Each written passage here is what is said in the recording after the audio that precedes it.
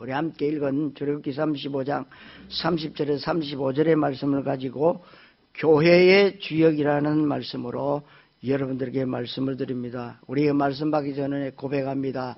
주는 그리스도시요 살아계신 하나님의 아들이십니다.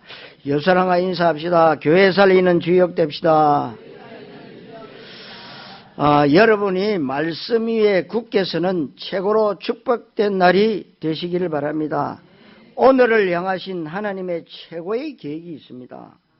오늘 이 예배가 여러분들 생에 가장 중요한 예배가 될 수도 있습니다. 여태까지 복음을 잘못 깨닫다가 오늘 확실히 깨달을 수도 있습니다. 하나님의 음성을 한 번도 들어본 적이 없다가 오늘 예배를 통해서 생생하게 듣는 그런 기적의 날이 될 수도 있습니다. 내 인생에 잊을 수 없는 가장 중요한 전환점의 날이 될 수도 있습니다. 오늘 이 예배를 통한 하나님의 응답을 여러분들이 기대하시고 말씀을 귀로만 듣지 마시고 마음으로 받는 최고로 축복된 시간이 되시기를 바랍니다. 오늘 말씀의 제목이 교회의 주역인데 여러분들이 깊이 있게 잘 생각하셔야 됩니다. 여러분 지구상에서 제일 중요한 것이 뭘까요? 교회입니다. 사랑이나 자식이나 가정이나 국가나 통일이나 민주화 이런 것들이 중요하지 않을까요? 그렇게 물어보는 사람인데 천만의 말씀, 교회가 있어야 됩니다. 교회를 통해서 하나님은 이 땅을 치유하시고 회복하시고 살리시기를 원하십니다. 중국 땅에 교회가 많이 있었어요. 교회 문을 다 닫게 했어요. 십자가를 다 끌어내렸고 교회를 문을 다 폐쇄를 시켰습니다. 여러분 이 땅을 치유하고 회복하고 살리는 곳이 교회인데요. 못 깨닫고 있다는 거죠. 누가요? 중국. 2013년도에 사스가 그것도 마찬가지로 박쥐를 통해서 사양 고양이를 통해서 사람을 통해서 이번에 2019년도 이 코로나도 박쥐를 통해서 사람을 통해서 무슨 말입니까? 그때부터 중국이 어마어마한 핍박이 시작된 겁니다. 지향입니다. 왜 주셨습니까? 깨달으라고. 진짜와 가짜를 가리는 깨닫는 하나님의 계획이 있다는 겁니다. 너무나도 중요하다는 겁니다. 그래서 여러분들이 교회 응답이 모든 응답이라고 할 수가 있단 말입니다. 하나님은 이 땅을 살리는 유일한 길이신 그리스도 되시는 예수님을 교회에 부탁하신 거예요. 복음만이 살 길인데 교회가 복음을 맡은 기관이잖아요. 그래서 이 땅의 유일한 소망은 교회밖에 없습니다. 그런 의미에서 여러분들이 교회 응답을 받으셔야 됩니다. 교회 응답의 주역으로 언약의 말씀을 중요한 기도 제목과 평생 소원으로 삼게 되시기를 바랍니다. 교회 응답의 주역이 된다는 것은 굉장히 중요한 말입니다. 교회라는 말이 창세기 3장부터 시작된 겁니다. 그리고 예수님 재림하실 때까지 되어지는 것이 교회라는 단어입니다.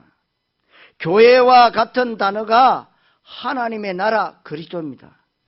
성도 여러분, 중요한 교회 응답받아 교회 주역 되시기를 그리스도이신 예수님 이름으로 축원합니다. 첫째로 교회의 성경적 흐름입니다. 하나님이 아담과 화와에게 동산 모든 실과를 먹어도 좋은데 창세기 2장 17절에 선악과를 알게 하는 나무의 열매는 먹지 말라. 네가 먹는 날에는 정녕 반드시 죽으리라. 이게 창세기 3장 6절에 선악과를 따먹지 말라고 아담과 하와에게 말씀하셨는데 따먹는 일이 일어난 겁니다. 보암직하고 먹음직하고 탐스럽기도 한 그걸 먹었습니다. 그러면 선악과 따먹은 행위가 괘씸하거나 따먹은 그것이 불순종이 중요한 것이 아니라 선악과의 의미를 여러분 아셔야 됩니다. 선악과는 그 당시 성경이 없었기 때문에 말씀을 상징하는 것이고 하나님의 법과 언약을 상징하는 겁니다. 그 내용이 여러분 물고기는 물에서 살아야 행복한 거예요. 새는 공중을 날아다녀야 행복한 겁니다. 나무는 땅에 뿌리를 박아야 행복한 겁니다. 하나님의 형상대로 창조된 인간은 하나님 품을 떠나면 행복이 끝난다 그 말이에요. 인간은 여러분 개나 고양이, 돼지처럼 짐승이 아닙니다. 영혼을 가진 영적 존재라는 겁니다. 하나님의 형상대로 지음받은 언약적 존재이기 때문에 사람은 떡으로 사는 것이 아닙니다. 하나님의 말씀으로 사는 것이고 하나님의 은혜를 먹고 사는 존재다. 이것이 선악과의 내용이에요. 선악과를 따먹지 말라는 것은 이 행복의 원칙을 깨지 말라는 말인데, 그런데 아담 하와가 따먹었다는 겁니다. 이 말은 물고기가 물을 떠난 것과 같은 원리입니다. 선악과 따먹는 순간에 아담과 하와는 하나님과 영적으로 단절되었고 죽음이 왔습니다. 그래서 창세기 2장 17절에 선악과를 따먹는 날에는 반드시 죽는다고 했는데 선악과 따먹고 안 죽었어요. 여기서 죽는다는 말은 하나님과의 영적 관계가 단절됐다, 영적 사망을 말하는 것입니다. 그때부터 이 땅에는 불행과 저주가 시작됐습니다. 영적 문제, 우상 문제, 정신 문제, 육신 문제, 미래 문제, 내세 문제가 끊임없이 모든 사람에게 한 사람도 예외 없이 계속 들이닥치는 불행과 저주가 선악과 따먹은 사건 이후에 계속된 것을 성경은 원죄라고 합니다.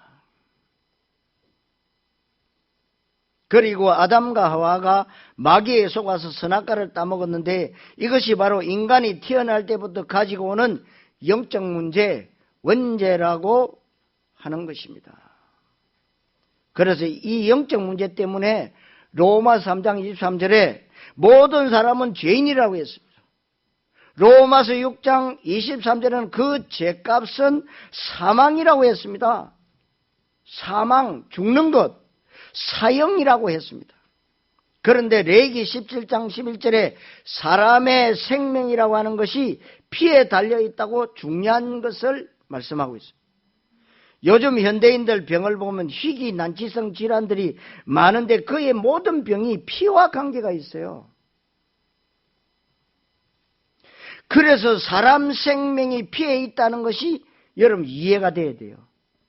모든 사람은 죄인이고 죄값은 죽음이고 사람의 생명에 피해 있다고 했는데 그렇다면 어떻게 이 죄 때문에 죽는 일을 우리가 면할 수 있겠습니까? 히브리서 9장 22절에 피 흘림이 없은즉 사함이 없다. 피 흘리는 것이 죄 사함의 유일한 답이다. 그래서 나온 것이 구약 전반에 흐르고 있는 피 언약이라고 하는 것입니다. 그래서 구약에서는 피라는 단어가 굉장히 중요한 것은 언약의 핵심을 이루기 있기 때문에 중요한 겁니다. 피제사라든지 유월절 어린 양의 피를 바른다든지 해서 피가 굉장히 중요하다 그 말입니다. 이 피제사를 드리는 장소를 보고 제단이라고 합니다. 이 피제사는 바로 구원을 바라는 겁니다. 하나님 떠나서 영적으로 죽은 원죄 문제를 해결하는 답이 바로 피언약, 피제사예요. 그래서 구약에서는 신앙생활을 잘한다는 말은 피언약의 중요성을 알고 제단 쌓는 일을 잘해야 됩니다. 제단에서 피 흘리는 제사를 드리는 것입니다. 그러다가 이스라엘 백성이 어린 양의 피를 문에 바르고 나서 애굽에서 출애굽했습니다. 여러분 뭔가를 깨달으셔야 돼요. 아브라함이 조카 롯과 헤어지고 난 뒤에 마므리 상수리 숯불에서 뭐 했습니까? 단을 쌓기 시작했어요. 예배 회복이요. 그런데 하나님이 복의 근원으로 어마어마한 하나님의 계획 속으로 집어넣었어요. 여러분, 그만큼 교회가 중요하고 예배가 중요하다는 겁니다. 그런데 사단이 여러분들을 쫄쫄쫄쫄 따라와서 교회에 앉혀놓고는 잡생각하게 만들고 말씀 못 받게 방해하는 이 사단의 전략. 말씀은 듣습니다. 그러나 실천하지 못하게 하지요. 기도하지 못하게, 전도하지 못하게. 그래서 말씀, 기도, 전도의 파수꾼을 세우라. 여러분, 광야에서 이스라엘 백성들이 거주하게 됐는데, 이스라엘 백성들이 출애굽 이후에 광야에서 지내는 동안에 하나님 주신 것이 오늘 성경 말씀 출애굽기 31장에 성막을 만들어라. 출애굽기 35장에 계속 성막을 만들라는 겁니다. 이 광야 생활은 사도행전 7장 38절에 스데반 집사가 돌에 맞아 죽으면서 우리 조상들이 광야교회에 있었다고 했습니다. 이 광야는 교회를 상징적으로 말하는 것입니다. 이미 여러분 출애굽했지만 아직 가나안 땅에 들어간 것이 아닌 이미와 아직 사이에 있다 이 말입니다. 그래서 출애굽 이후에 가나안 땅에 들어가기까지의 과정이 광야인데, 광야는 그래서 신앙적인 용어로 이미와 아직 사이의 영적 긴장 상태라고 합니다. 성도 여러분, 교회의 성경적 흐름 따라가는 증인 되시기를 그리스도이신 예수님 이름으로 축원합니다. 두 번째로 교회의 본질과 사명입니다. 오늘 말씀을 잘 보시면 교회의 본질과 사명은 예수님이 성전이고 또 우리가 성전, 요한복음 2장 21절에 예수는 성전된 자기 육체를 가리켜 말씀하신 것이라고 했습니다. 그리고 고린도전 3장 16절에는 너희가 하나님의 성전인 것과 하나님의 성령이 너희 안에 거하시는 것을 알지 못하느냐 그랬어요. 우리가 바로 하나님의 성전이라고 했습니다. 왜냐하면 내 안에 예수님이 성령으로 계시니까 예수의 죽으심과 부활이 참 성전입니다. 이 예수님의 죽으심과 부활이 참 성전이고 이것이 교회로 탄생된 것이 최초의 교회 마가다락방 예루살렘 교회입니다. 이 예루살렘 교회가 계속 오면서 또 본질을 잃어버리고 타락하고 교회의 사명을 잃어버렸어요. 그래서 하나님이 1517년에 말틴 루터의 마음을 감동시켜서 종교개혁을 일으켜서 탄생한 것이 개신교입니다. 개신교는 뭐냐? 너무나도 교회가 비성경적으로 가고 있기 때문에 성경으로 돌아가자. 우리가 제대로 원래 하나님이 주셨던 원래 모습을 다시 회복하자. 그래서 리포먼드 처치입니다. 우리는 비성경적으로 가고 있는 교권주의, 인본주의를 향거한다. 프로테스탄트. 그래서 탄생된 것이 개신교입니다. 그런데 천주교는 우리는 그냥 변질돼도 교회 모습 그대로 가겠다. 지금까지 천주교는 그렇게 흘러오고 있어요. 개신교회가 500년 내지 600년이 흘러오면서 또다시 교회가 본질을 잃어버리고 너무 세속화되어서 종교다원주의, 혼합주의, 다른 종교도 다 인정하는 통합종교로 이렇게 변질이 되어서 왔습니다. 지금. 그래서 30여 년 전에 하나님이 1517년의 정치적 종교개혁보다 훨씬 더 확실한 종교개혁이 일어난 것이 지금 우리가 하고 있는 램트운동, 다락방운동인 줄로 믿습니다. 여러분들이 그 중심센터에 와 있는 거예요. 이건 굉장한 겁니다, 여러분. 저는 그것을 확신한 것은 우리는 계속해서 그리스도만 말하고 237 다민족을 향한 전도 성경에 방향 맞췄기 때문에 그것이 바로 인생의 본질이 되어야 됩니다. 그 본질이 된 거예요. 오늘 말씀에 교회의 흐름을 쭉 말씀을 드렸습니다. 이미 우리는 예수 그리스도 믿음으로 구원받았습니다. 그러나 우리는 계속해서 그리스도를 닮아가고 성화의 과정을 통해서 구원을 이루어가는 것입니다. 그래서 이미 구원받은 하나님의 자녀지만 우리가 아직 천국에 간 것은 아닙니다. 물론 이 땅에서 천국의 생활을 누리고 있지만 아직 우리가 죽음까지 간 것도 천국까지 간 것도 아니잖아요. 그래서 우리도 이 땅에서 이미와 아직 사이에 교회 생활을 하고 있는데 그 사이에 사단이 역사하고 있기 때문에 영적 긴장 상태를 가져야 됩니다. 이제 가나안 땅을 정복해야 되는데 하나님이 이스라엘 백성들에게 성막을 만들라고 했습니다. 그래서 이스라엘이 성막을 만들고 철저하게 성막 중심의 삶을 삽니다. 그러다가 성막에서 제일 중요한 것이 뭐냐? 언약궤잖아요. 드디어 가나안 땅에 들어갔습니다. 그런데 언약궤를 이방 나라에 뺏겼는데 다시 이제 다윗이 찾아와서 다윗 왕이 되어서 찾아왔습니다. 역대상 17장 1절에 나는 백향목 궁에 거주하거늘 여호와의 언약궤는 저 휘장 아래에 있도다. 그러면서 다윗 마음에 언약궤를 모셔둘 굉장히 위대한 꿈, 성전에 제일 중요한 언약궤를 모셔둘 성전 건축 꿈을 꿉니다. 그리고 드디어 이제 다윗 당대에 하지 못하고 다윗의 아들 솔로몬 때에 성전 건축을 합니다. 그게 바로 솔로몬 성전이라고 하는 것입니다. 이 다윗은 성전은 짓지 않았지만은요, 이미 성전을 봉헌하고 하나님 앞에 가버린 거예요.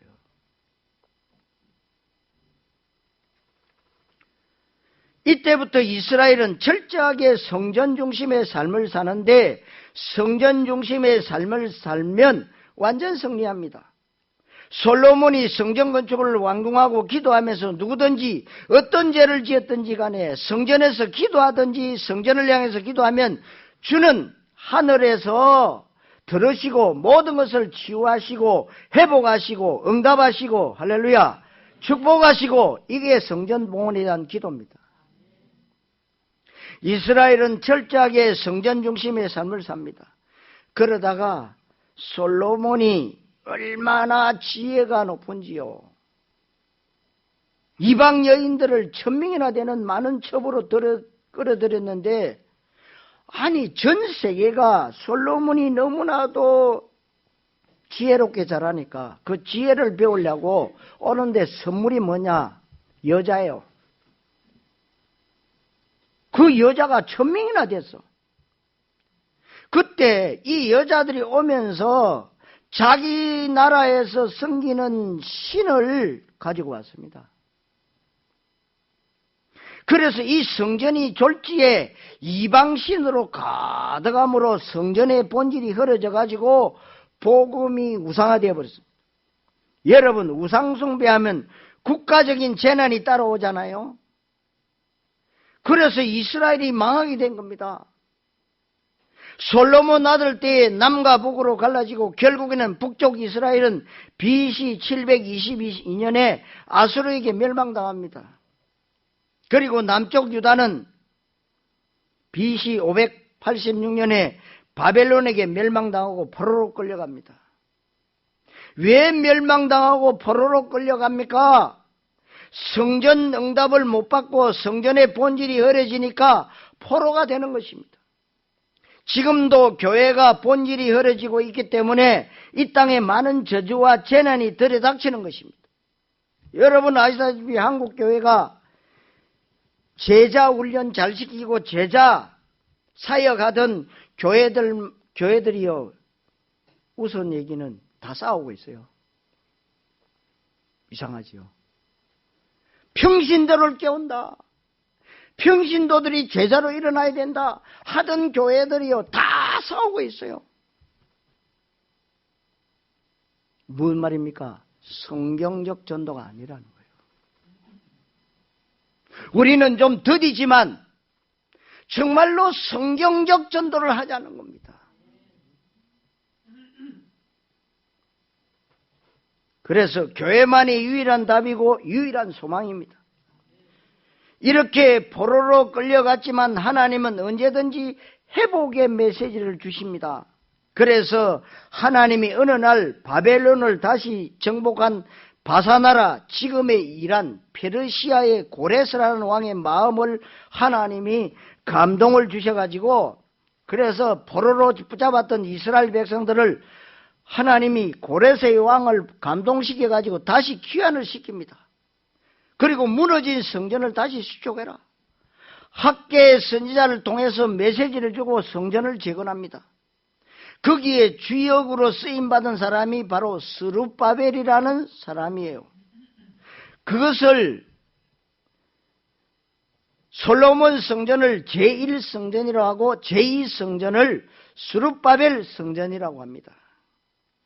이스라엘은 철저하게 성전 중심의 삶을 계속해서 살아갈 때 드디어 예수님이 탄생하셨지만 여전히 이스라엘은 성전 중심의 삶을 살았는데 그 당시 성전이 헤롯 성전이에요. 어느 날 예수님이 성전에 들어가 보니까 완전히 엉망진창입니다. 완전 장사꾼들의 소굴이 되어버린 성전을 보고 예수님이 내 아버지의 집은 만민이 기도하는 집인데 너희가 강도의 소굴을 만드는도다. 요한복음 2장에 성전에 들어가 보니까 장사한 사람이 너무 많았습니다. 예수님이 친히 녹분으로 채찍을 만들어서 상을 뒤집었어요. 다 성전을 정화하고 청결하는 일을 했습니다. 그래서 요한복음 2장 19절에 예수님이 이 눈에 보이는 성전을 헐어버리라. 내가 사흘 만에 다시 일으킬 것이다. 그러면서 이는 자기의 육체를 가리킴이라고 말씀하셨어요. 눈에 보이는 이 성전, 여태까지는 다 모형이다. 피제사, 제단, 성막, 눈에 보이는 성전은 교회의 모델이다. 여러분 모델하우스 아시지요? 모델하우스는 아파트 입주하기 전에 미리 가서 보는 데잖아요. 여러분 아파트 입주하면 모델하우스 어떻게 합니까? 때려 부숩니다. 왜? 진짜 성전이 있기 때문에 이 성전은 허물어 버리라. 성전을 허물어 버리라는 것은 예수님의 죽으심을 말하는 것입니다. 그리고 성전을 사흘 만에 다시 일으킬 것이다. 예수님의 부활을 말씀하는 겁니다. 예수님의 죽으심과 부활이 진짜 성전입니다. 예수의 죽으심과 부활하신 이유는 예수의 그리스도 사역을 말씀하고 있어요. 예수님이 그리스도 사역을 위해서 죽으시고 부활하신 것입니다. 예수가 그리스도 되심이 진짜 성전이다. 그 말씀입니다. 이제 예수님은 그리스도 사역을 마치고 성천하십니다. 성천하시면서 제자들과 성도들에게 말씀하셨어요. 아버지의 약속을 붙잡고 예루살렘 떠나지 말고 기도해라. 그 약속이 뭐냐? 예수는 그리스도, 하나님의 나라, 성령 충만, 내가 다시 올 것이다. 예수 재림, 이 약속 붙잡고 기도해라. 그 기도한 장소가 어디냐? 마가다락방 교회입니다. 그래서 마가다락방에서 120명이 모여서 열흘 동안 생명 걸고 예수가 그리스도라고 하는 언약 붙잡고 기도했습니다. 그래서 약속대로 예수님이 오순절날 마가다락방에 성령으로 오셨습니다. 오순절날 성령 강림이 최초로 이루어졌는데 그것이 바로 교회의 탄생입니다. 그래서 구약은 오실 메시아, 신약은 오신 메시아 그리스도. 이제 예수님이 지상사역을 다 마치고 부활 성천하시면서 내가 세상 끝날까지 성령으로 교회에 함께 할 것이다. 너희와 함께 할 것이다. 그래서 탄생된 것이 교회입니다. 그래서 교회의 최초 탄생은 마가다락방 교회입니다. 그렇다면 그 교회의 가장 중요한 본질은 그리스도와 하나님 나라, 이것이 교회의 가장 중요한 본질입니다. 그리스도를 다른 말로 말하면 복음과 전도, 이게 바로 교회의 본질입니다. 그래서 언약 잡은 여러분이 교회의 주역이 되어야 됩니다. 많은 사람들이 자꾸만 틀리게 얘기하는데 개인 복음화가 우선이다라고 말을 합니다. 틀렸습니다. 뭐라고 말을 하느냐 하면은 죄인화 복음화가 먼저 돼야 하고 그 다음에 현장화 내지는 교회화가 돼야 한다고 합니다. 틀리죠. 여러분, 개인이 무슨 재질로 복음화가 됩니까? 교회를 잘 다니고 강단 말씀을 잘 받아야 되고 교회를 잘 만나야 복음화가 되는 겁니다. 그래서 첫 번째 교회화가 제일 중요해요. 교회 응답을 바르게 받는 것이 제일 중요합니다.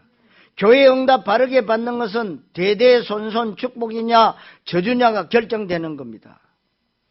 여러분들이 교회 응답 바르게 받으셔야 되고 그리고 교회화 속으로 들어오셔야 됩니다. 여러분, 교회가 제대로 된다는 말은 바른 교회를 만나고 바른 복음을 받으니까 복음화가 되는 것입니다.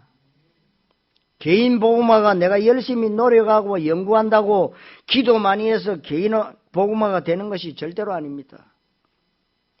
복음을 말하는 강단에서 예배 성공해야 되는 것을 교회화라고 하는 것인데 얼마나 중요합니까? 성도 여러분, 교회화의 주역 되시기를 그리스도이신 예수님 이름으로 축원합니다. 세 번째로 성막의 주역들입니다. 교회를 다른 말로는 하나님의 나라라고 하는데 이 땅에 예수님이 오시면서 제대로 시작된 것입니다. 예수 믿는 순간에 심령천국이 시작되고 나에게 임한 하나님의 나라가 내 삶 가운데 확산되고 파급되어지고 완성되는 것을 가지고 전도, 선교를 통한 세계 복음화로 하는 것입니다. 그리고 나서 교회 완성과 함께 예수님이 이 땅에 재림주로 오시면 모든 우주의 종말이 옵니다. 그게 성경 전체의 교회라고 하는 언약의 흐름이에요. 오늘 성경에는 그 언약의 흐름 가운데 성막을 지으라고 했고 성막에서 제일 중요한 것이 언약궤, 이 언약궤를 모셔둘 곳이 성전입니다. 그렇다면 지금도 교회에서 제일 중요한 것은 언약궤, 무슨 말입니까? 말씀을 상징하고 그리스도를 상징합니다. 교회는 제일 중요한 것이 강단이고 메시지예요.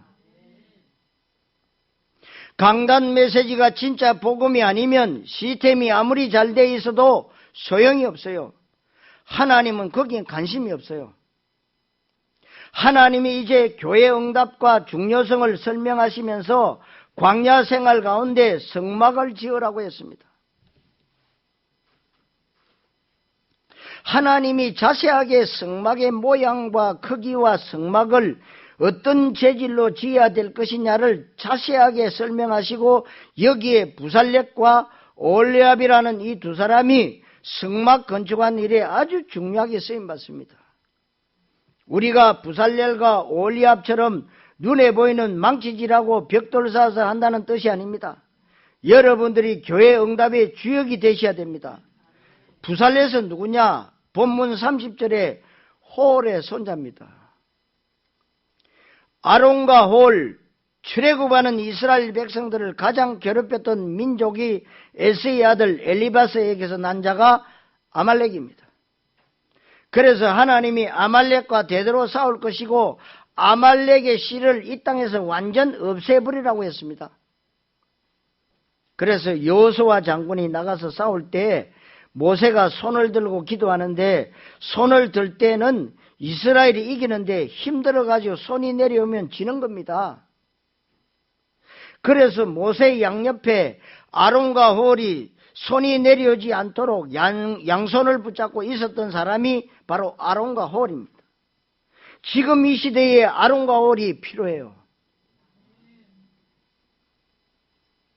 모세의 기도에 손이 내려오지 않도록, 다시 말해서 목사님이 마음껏 복음 전하고 잡다한 것, 서론적인 것, 지나가는 것에 신경 쓰지 않도록 진짜 복음과 전도, 기도에만 완전 전념할 수 있도록 여러분들이 영적 아론과 홀이 되시기를 바랍니다. 거기에 쓰임받은 사람이 홀이고 홀의 손자가 부살렛인데 이미 그 집안은 복음 명가예요. 여러분들 가문과 가정이 영적 로얄 패밀리, 복음의 명가인 줄로 믿습니다. 교회의 주역은 하나님 나라의 주역입니다. 이 세상에 주역들이 있고 역사의 주역이 있고 훌륭한 사람, 위인들 많지만 그러나 그 사람들이 하나님 나라의 주역은 아닙니다. 하나님은 언제든지 시대와 역사를 움직이시는데 누구를 통해서 움직이시겠습니까?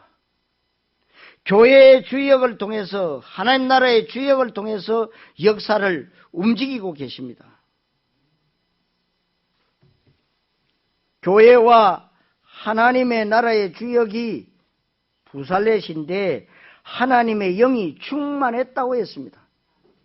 그리고 지혜와 총명과 지식이 있다고 했고 32절에는 기술을 고안하게 하시며 33절에는 여러 가지 정교한 일을 하게 하시고 이것을 세 가지로 요약하면 영성과 신적 지혜와 신적 기능을 말합니다.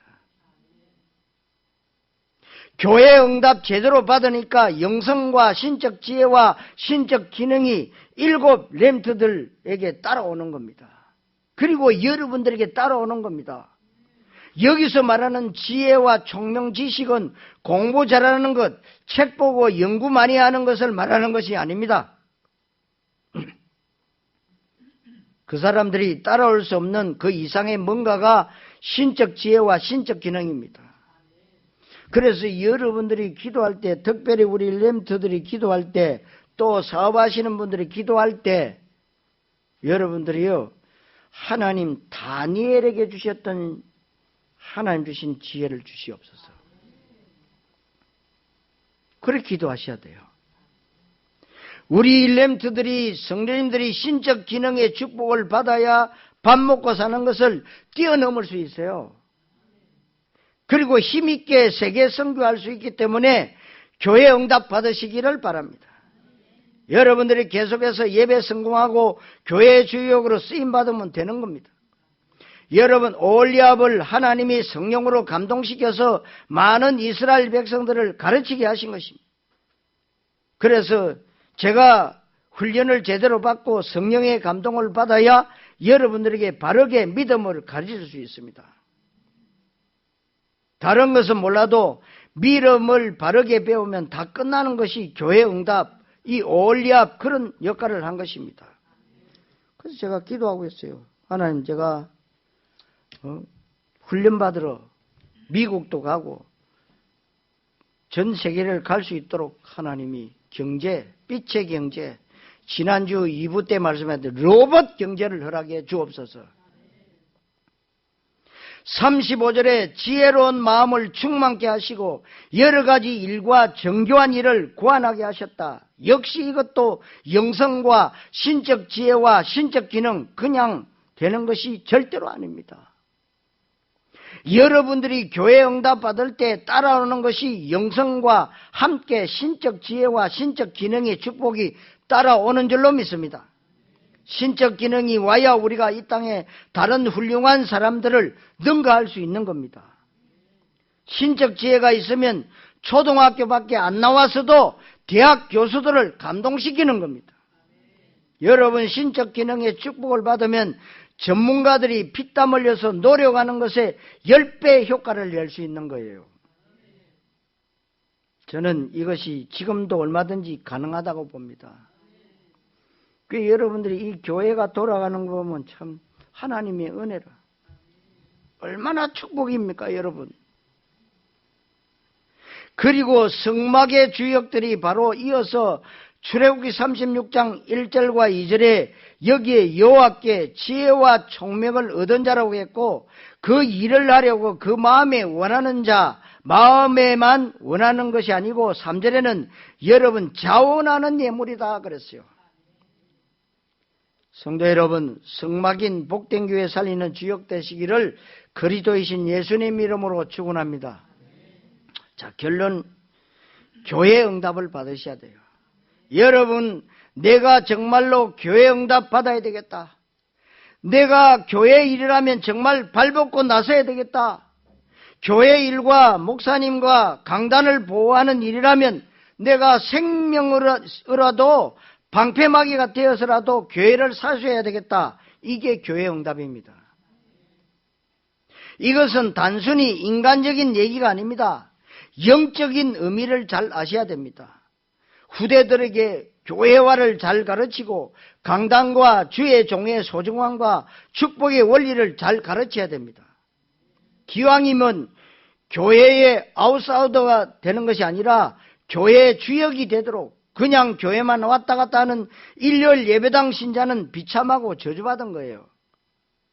교회의 주역이 될 때 오는 응답이 있는데, 마태복음 16장 18절에 내가 이 반석 위에 내 교회를 세우리니, 그러면 끝나는 거예요.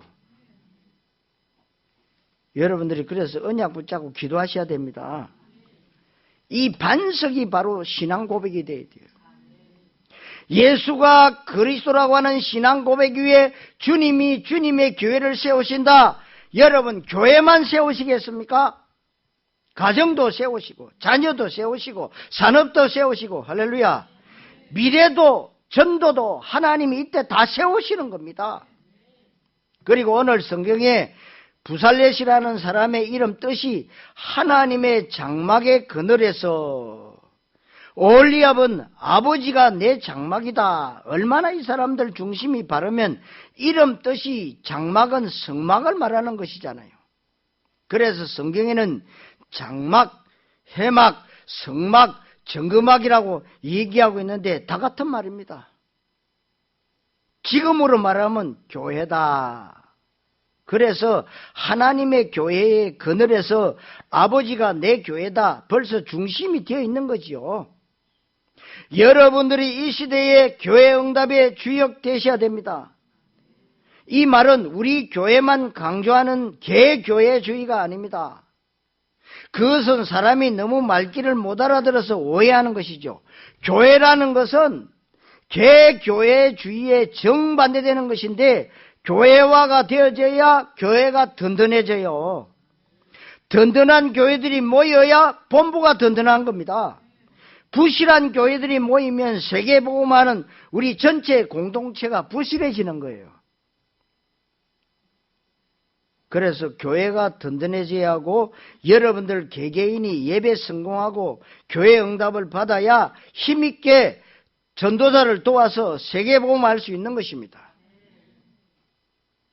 그래야 여러분 전체가 건강해지잖아요. 그래야 전체가 다 힘있는 공동체가 되어서 삼조직을 능가할 수 있다 이 말이에요. 그래서 교회와는 모든 응답의 시작인 줄로 믿습니다. 오늘 교회의 주역이란 귀중한 말씀이 여러분들에게 성취될 하나님의 응답 되시기를 그리스도 되시는 예수님 이름으로 축원합니다. 기도하겠습니다. 하나님 감사합니다.